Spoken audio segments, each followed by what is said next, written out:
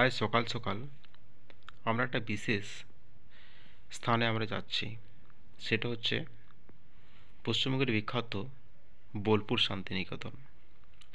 শান্তিনিকেতনে যে বিশেষ একজন ভিআইপি আসবেন, সে ভিআইপি ডিউটি সিভিল ড্রেসে। এখন যেটা দেখতে পাচ্ছেন, এটা হলো ছাতিমতলা, অর্থাৎ শান্তিনিকেতন ছাতিমতলা। এখানে গভর্নর সাহেব কিছুক্ষণের মধ্যে আসবেন। চলে গেলাম জ্যোতি শিল্পগ্রাম।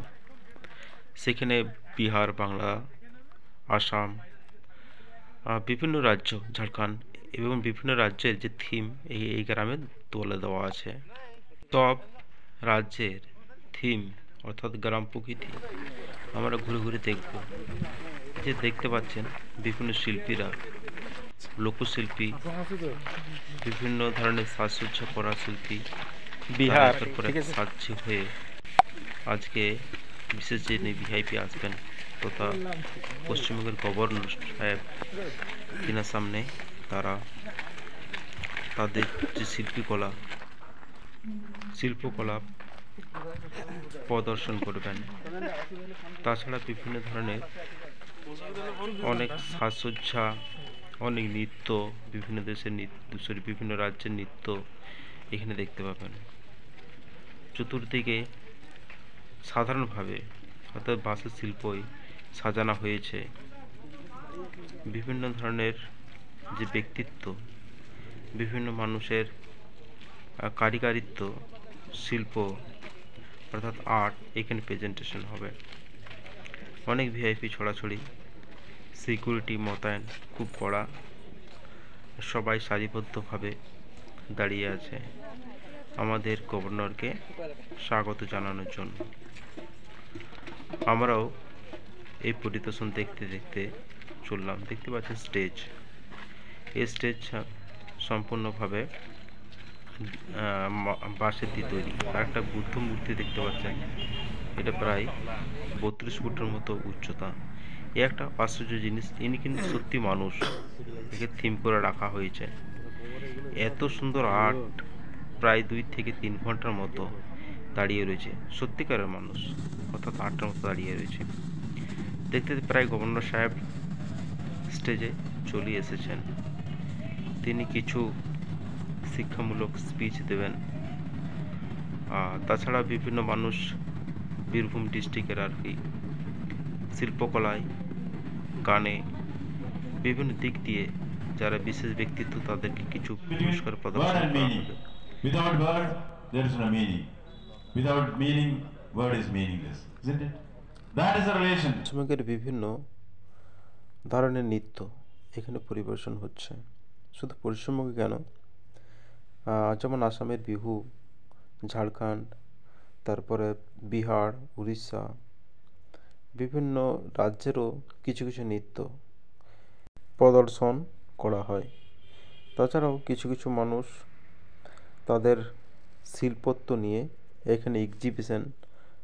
এখন যে নৃত্যটা দেখছেন, এটা হচ্ছে আমাদের পশ্চিমবঙ্গ তথা পুরুলিয়ার বিখ্যাত নৃত্য অর্থাৎ ছৌ নৃত্য। বিভিন্ন স্থান থেকে অর্থাৎ বীরভূমের বিভিন্ন অঞ্চল থেকে বিভিন্ন ধরনের শিল্পীরা তাদের নিজস্ব প্রতিভা এই মঞ্চে তুলে ধরেছে। অর্থাৎ যে শান্তিনিকেতনে শিল্প কমিটি অর্থাৎ সংস্কৃতাচার্য কমিটি, সংস্কৃতি যারা পরিচালন করে তাদের দায়িত্বে ছিল। বিভিন্ন এলাকার থেকে বিভিন্ন ধরনের নৃত্যশিল্পী, বিভিন্ন ধরনের আর্টিস্ট, যাত্রায় বলুন, নাচ বলুন বা অন্যান্য যেসব শিল্পীগুলো আছে, তারা এখানে এসে তাদের পারফরম্যান্স এই মঞ্চে ফুটিয়ে তুলেছে। তাছাড়াও বিভিন্ন কলাকুশলী, শিল্প, নাট্যকর, গায়ক, চিত্রকর, তাছাড়া বিভিন্ন স্রষ্টা এই রাজ্যপাল মহাশয়ের হাত থেকে বিভিন্ন ধরনের পুরস্কার গ্রহণ করেছেন। এতে দেখতে পাচ্ছেন কিছু মানুষ তারা তাদের নৃত্য ডালা নিয়ে মঞ্চের দিকে এগোচ্ছে। খুব কম সময়ের মধ্যে তাদের পারফরম্যান্স সারতে হবে, তাই তারা একের পর এক স্টেজের কাছে গিয়ে রেডি অবস্থায় থাকছে। তারা বিভিন্ন ধরনের শিল্প, তাদের যা প্রতিভা তারা একের পর এক ফুটিয়ে তুলছে এই স্টেজের মাধ্যমে। বিভিন্ন ধরনের মানুষ, যারা সঙ্গীত প্রিয়, যারা নৃত্যপ্রিয়, তারা এখানে এসেছেন। মাননীয় গভর্নর মহাশয়ও উনি সমস্ত নৃত্য স্বচক্ষে দেখছেন।